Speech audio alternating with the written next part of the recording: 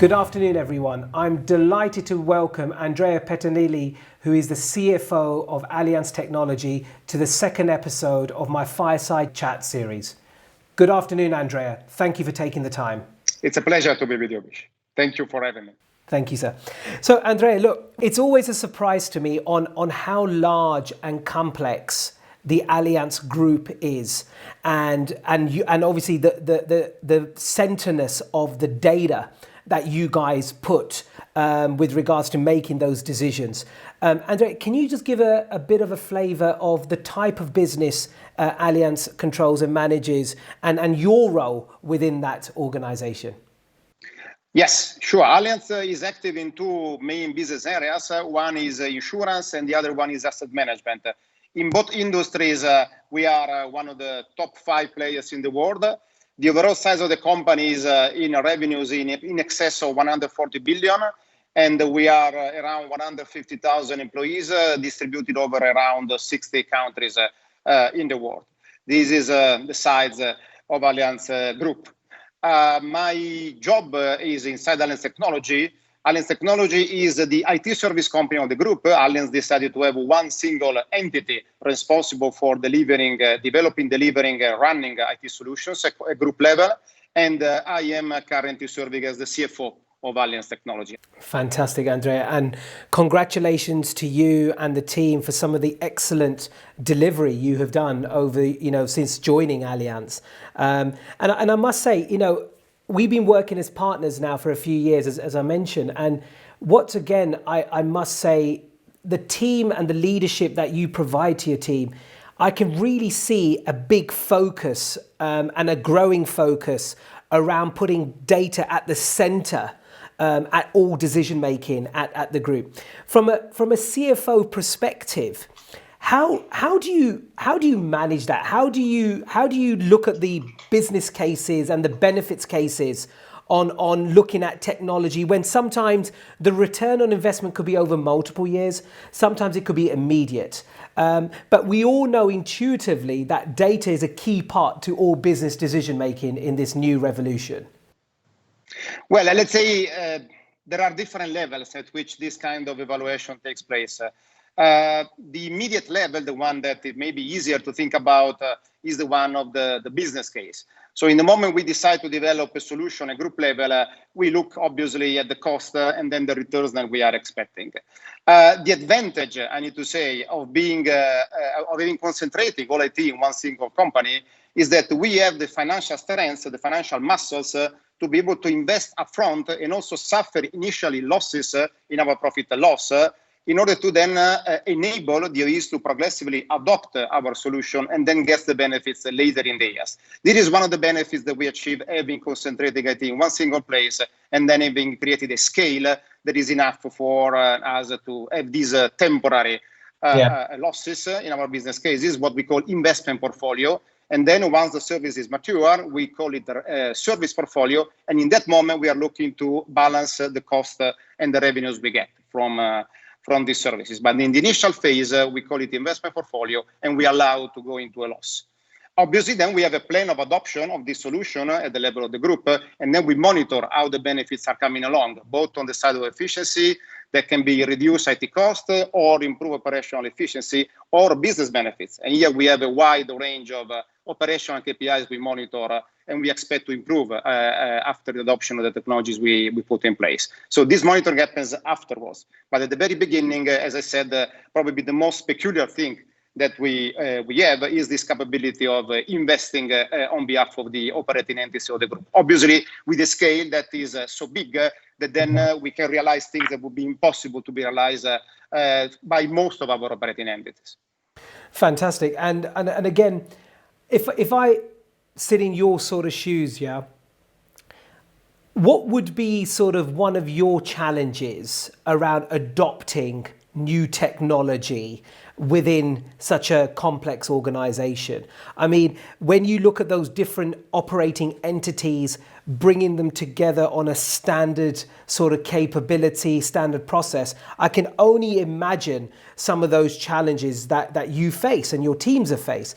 But how do you see, or what are some of the challenges you see when you're embracing sort of new tech when it comes down to data and analytics specifically? Well, the main challenge, I would say, is to make sure that investment that is happening centrally is then actually becoming fruitful locally. So it's all a problem of governance, if you want. Yeah. And we need to make sure that what we are developing is then, suitable, filling the needs of the local entities. And this is not so easy because we operate in different countries and the business of insurance is not that homogeneous as we would like to be. So the main challenge here is to be able to create investment that are really then generating business benefits and are adopted by the OEs, by the operating entities. Here, the answer we gave to this challenge is very simple, is standardization. Yeah. So if every single operating entity in a single country has got its own set of products and processes, then it's complicated to create IT solutions that are supporting all of them. The model of the Allianz Group is the following: to create an operating model that is harmonized across the different geographies. Harmonized means a common set of products, a common set of processes where the processes are determined by the products, and then all of this supported by a common IT platform that we call the IT Master Platform that we develop and run as Allianz Technology. If this design is effective, then the specificities of the local entities are reduced, and then the adoption of our innovative technologies is faster and is also ensured. So we know that this is going to be effective and utilized because in the end it's responding to the overall business model that everybody is adopting that is similar. If this doesn't happen, obviously everything is more complicated. And that's why if you look into our statements that we make on the market, the equity story that our CEO Oliver Better is bringing to the markets is very much focused around the adoption of this harmonized operating model, what we call Allianz customer model, because everything starts from there. Spot on. And I see more and more as we engage how Allianz puts their customer at the center. If that's through the customer journey from a claim or when you're taking on new business. As an organization, you're very customer centric, which is fantastic. How do you see, if any of that sort of accelerating through this current global pandemic we're going through? And also, what do you feel the role of data and analytics plays in that customer centricity? Well, let's say, in my opinion, the customer centricity is something that is becoming more relevant as long as the relevance of the traditional channels of insurance, so the agencies, broker, is becoming a bit lower in respect to the direct channels, including B2B2C channels. In this case, it becomes more relevant to offer to the clients a consistent customer experience, while before this customer experience was, so to say, delegated to the intermediaries. And that's why, as you said, all insurance is not only Allianz, I think, are becoming more customer-centric. Obviously, this pandemic crisis has accelerated the tendency of clients to self-serve, basically on the direct channels, and then this is making this urgency to provide them a proper customer experience more prominent. How the data are influencing all of this? In my opinion, data are influencing all the components of the value chain of an insurance, starting from the development of the tariff. So the ability that we have now to create much more sophisticated tariffs, thanks to the new data we are able to incorporate into our actuarial models. Then think about underwriting. In underwriting, not only in the retail sector, also in the corporate sector. Think about the ability to monitor nat cat cumulative risk via geospatial data. So these are a clear example. And then you can go to the claims part, and in claims you can on one side be able to support the client better, to provide a better service. Think about what telematics can do, which opportunity you can have in the moment of the claim, but also, and here, how to say, this is where we work together on claims, the ability to spot better fraudsters through the traces that they leave on the internet and in all the channels that they need to leave traces on. So in the end, in my opinion, data are influencing the value chain of insurance almost everywhere. And the adoption of the new model that is forced somehow by this pandemic crisis is accelerating this tendency. And then the need for insurances to leverage better the wealth of data they master. I totally agree. And I loved how you went through the whole of the journey there, from the actuaries all the way to the claims. And as you say, right, the context of your customer becomes even more powerful in understanding that value throughout that chain. And what I would say is, in insurance, I would even argue that insurance are slightly ahead of some of the other sectors that are now adopting data analytics, machine learning as part of their going to market or their going to business. This technology elasticity becomes even more important than ever before in becoming more agile in acquiring business, but also in managing risk. Because there's risk right across the customer journey on when you're acquiring business, as well as when you're managing it at a claim level and so on.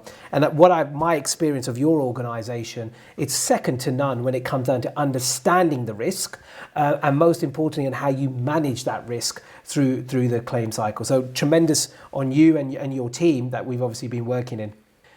Again, a lot of organizations, Andrea, are going through cloud migration. They're putting their data in a hybrid cloud or a single cloud to get the benefits from a cost point of view around putting your data in the cloud, right? But the cloud is not the golden bullet, right? And it won't solve all the problems. It's putting the data there in a cost and effective way.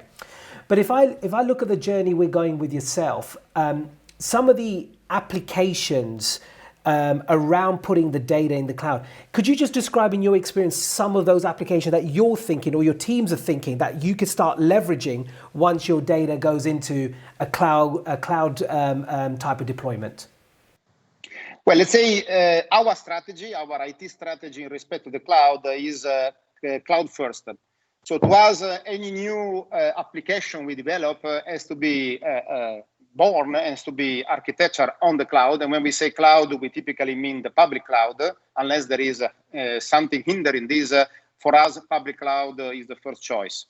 And in this, we also consider software as a service the first option, if possible. So we have a strategy where our core insurance module have to be developed in-house, and we have our own software. Okay. Everything else we procure on the market. So we buy packages, if possible, in software as a service. The advantages we expect from the cloud are, yes, there is the topic of the costs, because we expect the economies of scale that are able to be created by this player, obviously, to be higher in respect to anybody of us could be creating, even a big company, a big corporation as Allianz. We expect from the cloud faster time to market, obviously being able to bring our solution to life much faster than we would be able to do if we would have this on-premise.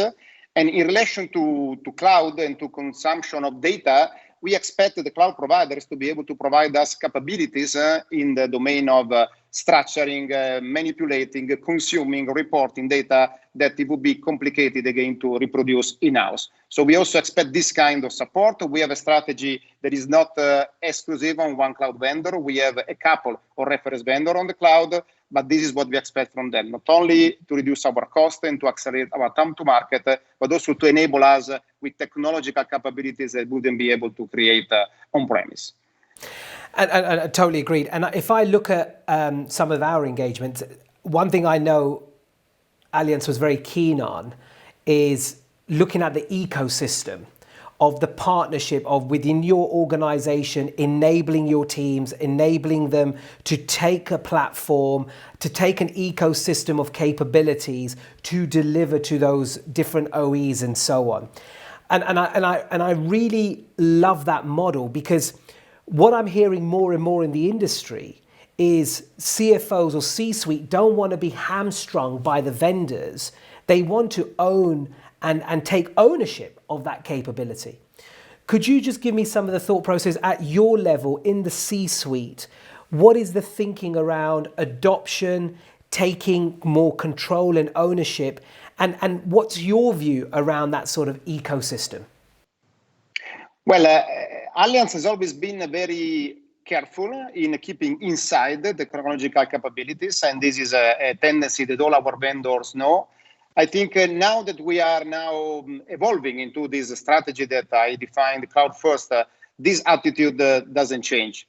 So we still believe that even adopting packages, the way we contract with these vendors, the way we develop our own internal skills to be able to steer this solution has to remain a core component of our capabilities. So we still see, the capability to control the technology solution and to having in-house the competence and the skills to leverage this to generate business result as a core competence the company wants to maintain. Even having this strategy of cloud and package first that I mentioned before. And this is not going to change. And that's why also we created one single IT service company at group level, because attracting and developing and retaining and motivating IT talent today is very complicated. So Andrea, we talked a lot there about cloud and the value of the cloud and Allianz's strategy with regards to data and analytics. But if we look forward over the next 12, 18, 36 months, where do you see some of the transformation, some of the digitization, and some of the potential disruption that's going to come into the insurance sector with regards to data and analytics and machine learning? For sure, there is going to be a lot of investment on core insurance transformation. Core insurance is not sexy, but precisely for the reason they are legacy systems, and now the issue is on the table because the systems are like people. They are born, they grow old, and then they die. And now we are at the end of the cycle for many of these softwares, and then the need is there to understand how to do with your core insurance platform, how to transform it. Moving then to the dimension of the data, there is still going to be a lot of investment on the capability of aggregate and analyze data coming from different sources. So the combination between structured and unstructured data, and also the combination of operational data with the financial data. There are traditionally two different silos that are living in each single company and never meet. And then this is generating obviously issues in in then being able to leverage consistently this data across the organization. This is another area where I expect a lot of investments. A third area is the one of process automation or process intelligence, as we say. And here we are talking about starting from the basic technologies of robotics to moving to more evolutive technologies like chatbots and voice bots, and up to what we now today call artificial intelligence. And then we don't need to forget the effort to move to the cloud. So cloudification, it's a massive investment because a new application, yes, can be developed natively on the cloud, but we need to remember that 90% of our system is made of applications that are already there. And moving this application to the cloud generate a huge need for investments. And last but not least, not to be forgotten, individual IT devices, because the coronavirus crisis is going to change forever the way we work. Even after the crisis will be past, the world is never going to be the same, and the way of working is never going to be the same. So we are going to invest significant amount of money in allowing our employees to be able to work in a safe and productive environment from anywhere, including their home. These are the 5 areas where I see more investment going into in the next 2 to 4 years. How this is going to influence and disrupt our industry, it's difficult to say. There are a couple of hypotheses. One hypothesis is that our distribution landscape is changing in the way that new players, technology players like the Google or the Amazon or the likes are going to somehow become interested in distributing insurance, but not in producing insurance products. And this could be the reason why that the production of insurance is capital and people intensive. And this is the type of business typically these players don't like. While the distribution of insurance products may be of interest because there is value attached. And this is one scenario, so that these players become interested in distribution, but not in the production of insurance. In this scenario, obviously, we move into a landscape of the market more similar to the one where the asset managers are today. Huge factories that are then distributing through, let's say, different networks.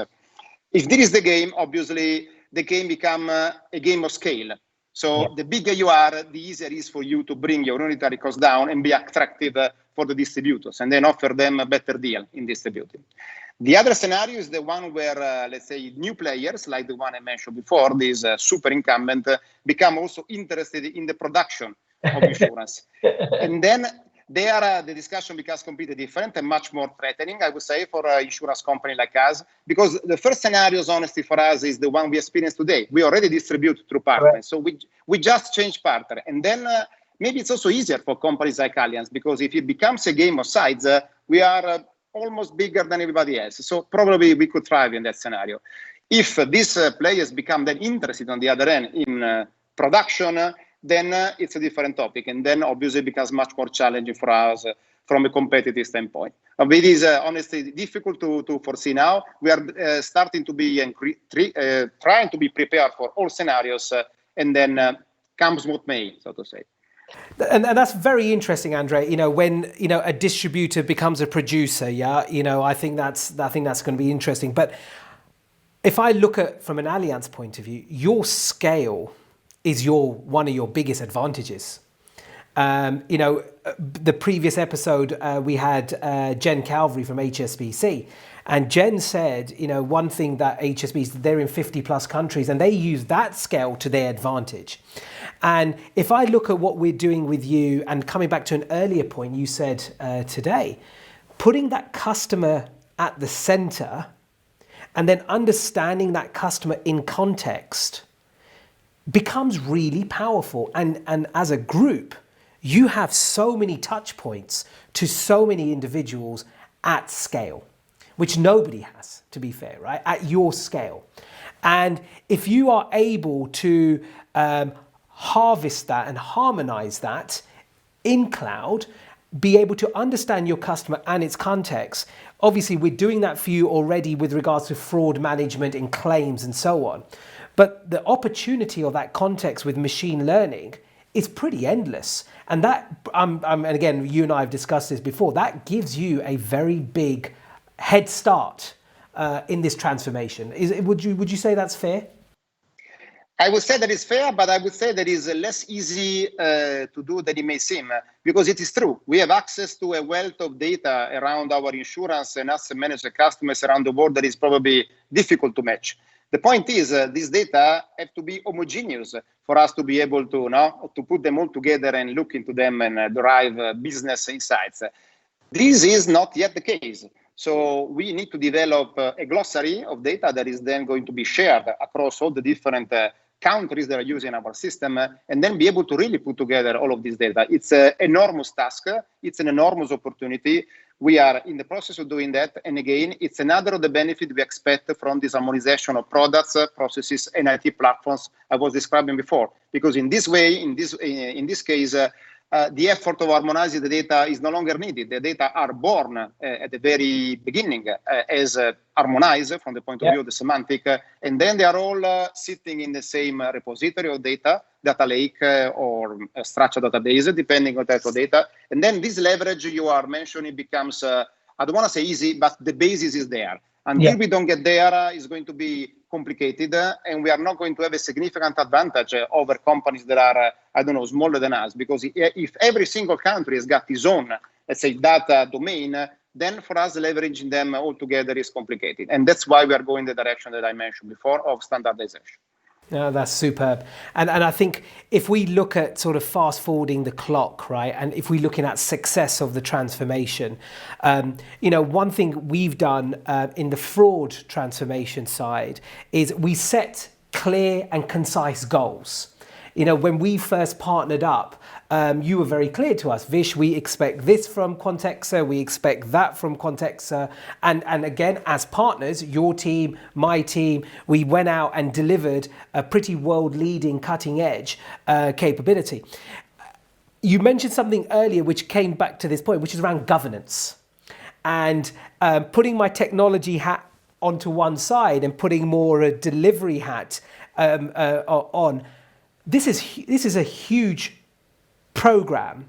This is a huge transformation, but it cannot happen if it doesn't have the right governance and also measuring success. Coming back to your business case point, 1 year, 3 year, and so on. this governance is going to play a key role, right? On how you monetize, how you track behavior, track success. Do you want to share some of your thoughts around that? Well, we have obviously established the governance group level for our convergence journey. That the one that we call the Allianz customer model. Then again, is happening over products, processes, and systems. And the governance, if you want, is different according to the different layers. Yeah. Starting from the lower layer, the one of technology, the problem of governance is solved in a radical way by putting all IT in one single shop, in one single entity. And this will obviously make easier to steer technology in one single direction.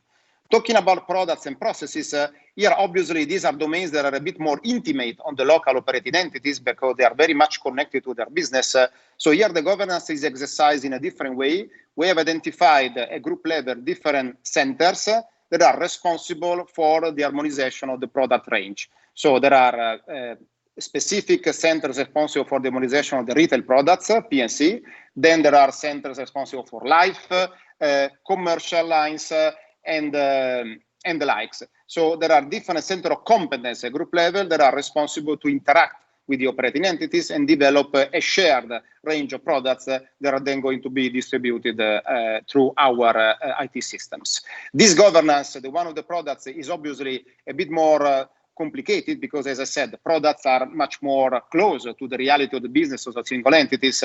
So we are not thinking about creating one single structure like it is Allianz Technology for technology. We think more about orchestrating the different entities across these competence centers that are steered at group level. This is the way we manage this convergence process. Obviously, everything is then monitored, steered, and reported to the Allianz CC board. That's fantastic. And again, when we first engaged on our partnership, I think having that structure, that guidance, the goal between the both teams, it was part of the success story that we had, right? We had that structure. We say technology is going to play a key role, yeah? Data will play a key role. Analytics will play a key role. Cloud will play a key role. But if I was to say from a CFO perspective of technology in your shoes, how are you looking about the prioritization of all of this? Because I can say, as the CEO of Quantexa, I'm a much smaller scale, but, we have to make some critical priorities. And just share with me some of your how do you go about, prioritizing something? Because all initiatives will sound fantastic. All initiatives will come with big business cases, I'm sure, to your plate. Yes. How do you go about doing your prioritization? That's a very good question. We are going through this process right now in Allianz Technology. We have, a number of initiatives that have been proposed for investments that is in the excess of 100 different titles, 100 different initiatives. And the amount of investment they are related to, it's obviously too big in respect of what we can afford. And big, I mean, really huge numbers. So what we did in order to avoid looking into the single business case, because all business cases in the end are going to be positive, otherwise the initiative doesn't even show up in these committees, is to develop a criteria based upon three principles. Basically, we score each single of these initiatives according to three criteria. One is the economic benefit that we are expecting out of it. And also how timely this is, how fast it happens in our time scale. The second criteria is the strategic relevance. Yeah. How much this initiative is connected to the strategy of the group or the strategy of Allianz Technology. And the third criteria is the operational necessity. Is this, for instance, something that is required by new regulation? We need to do it anyway. Is this a question of security? We need to do it. It's a question of compliance. No question about it. So putting together these three criteria, we create a scoring for each one of these initiatives. And then we go into the board of Allianz Technology with the scoring and the initiative ranked according to the scoring. And then we take different types of decision. One decision could be some initiatives are knocked out, so they are just cancelled. Another decision could be that certain initiatives are delayed, and delaying means starting 6 months later, obviously the economic impact on the year is reduced, or the initiative is confirmed but with a lower budget, or last outcome, fully confirmed.